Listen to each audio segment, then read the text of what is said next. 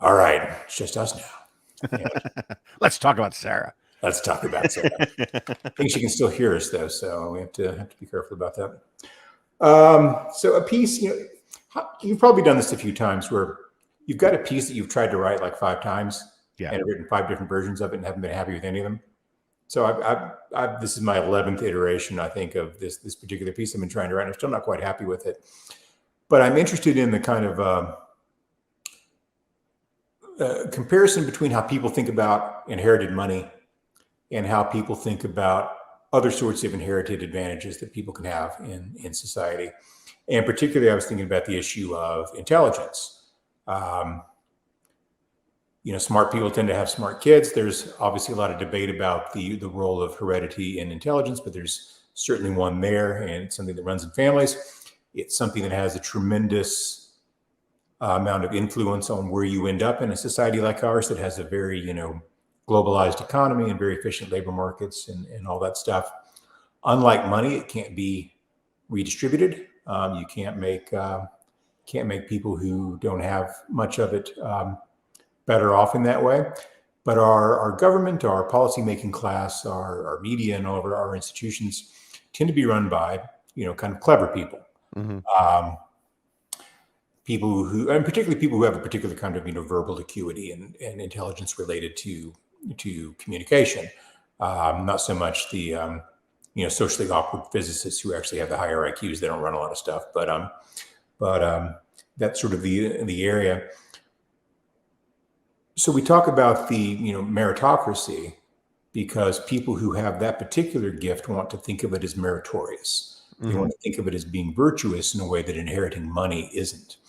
And I think if we came to think, sort of more the Charles Murray point of view, that there's not really a lot more virtue to being born smart or academically inclined or intellectually inclined than there is to being born tall or inclined to be tall, or to being born a member of this racial group or that ethnic group or anything else. We would have to rethink a whole lot of our assumptions about what we call meritocracy, probably about the welfare state, probably about the way all this stuff relates to status and class and things related to that. And would also require, I think, the, kind of the actual elite, and I hate the way the word elite gets abused, but the people who actually run the major institutions and are at kind of the commanding heights and top of the heap, to adopt an attitude of some humility, that they aren't necessarily there because they made great choices and did great things. Although, there's work involved and all that. It's not something that comes automatically, but basically because they were born with an advantage that they didn't earn. What do you think about all that? Yeah, no, I love the column. I sent you a note about it. I don't think you should hold it, the platonic ideal of that column against it, because I got close enough.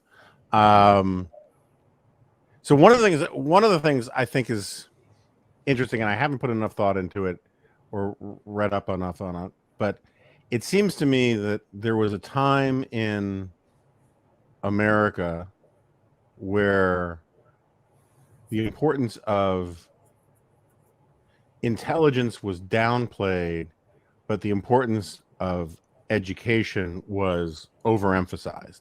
And I think some of it has to do with that period around the GI Bill, right? Where you just have this mass infusion of not just large numbers of people going to college, but particularly large numbers of people who had their shit together, right? I mean, these are guys who went off and were fighting in Europe for a long time. Grown-ups, right? Young grown-ups, in a way that, like, the extended adolescence that we have with a lot of 20-somethings today. Guys who could change a tire.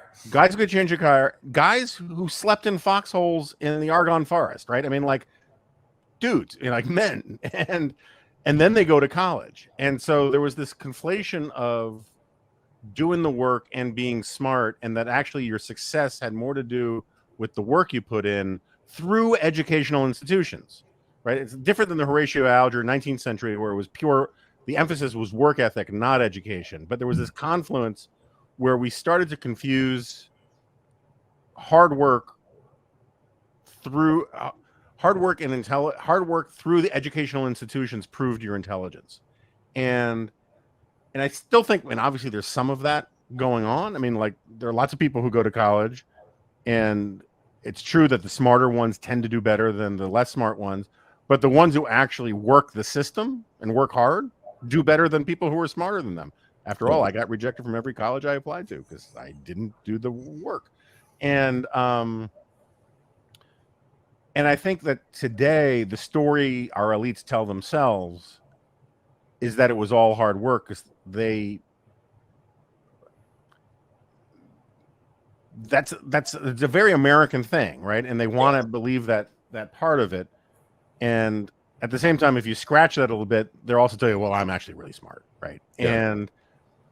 And so I think it's an interesting thing to think about, how you decouple these two sort of notions. The problem is that in an economy today, hard work isn't enough necessarily.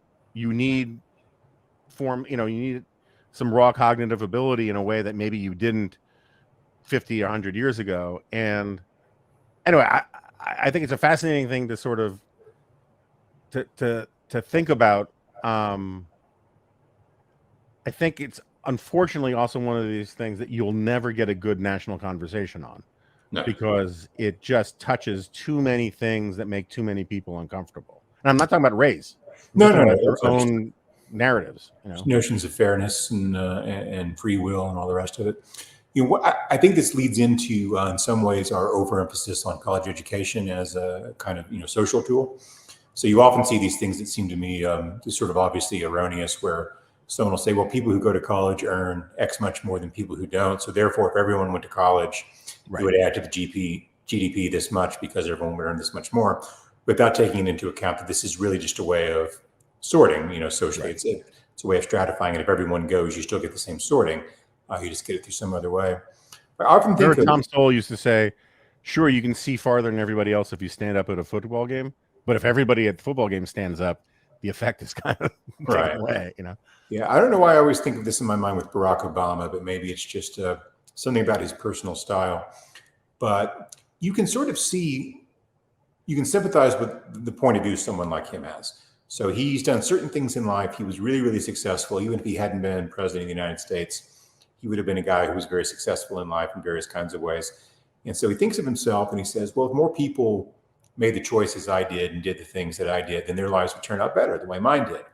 And I think there's a sort of, intuitive and very humane, it's patronizing in its way, but it's based in something real and true. And so there's a whole class of people out there who just sort of instinctively looked at the world that way. And they say, if more people lived like we did, had the same kind of lifestyles we did, had the same kind of education we did, then their lives would turn out better. And our lives would turn out pretty good. And it's true. You can walk around the Upper West Side or Austin, Texas, or all sorts of places where there are a lot of high-income liberals and see that their lives turned out pretty well. And what I just wanted to ask them is, okay, what if people can't? What if there's just a lot of people out there who can't actually do those things? Right. You could admit them to Harvard Law School, but they wouldn't do well there, and they probably wouldn't be very good lawyers and might not pass the bar. And that's not because they're not worthwhile human beings, but they just don't have that particular set of talents. In the same way, you and I are not going to be famous ballet dancers anytime in the near future or ever. And just refusing to deal with that, I think, is irresponsible, and it also cuts off a lot of, I think, potentially useful discussions.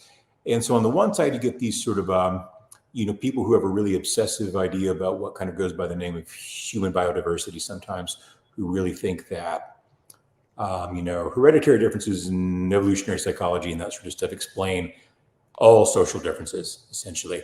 And you've got these sort of tabula rasa people who tend to be progressive. We just sort of say, everything is what we make out of it. And if we just have the right programs and institutions and subsidies, then we can take care of these problems in various kinds of ways.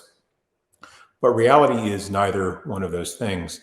And it seems to me that we just have a very, very difficult time talking about it, partly because of the racial stuff we both alluded to, which was obviously the source of the big controversy over the bell curve. But not just that, because we have, other kinds of commitments and other kinds of areas of social tension that are easily agitated.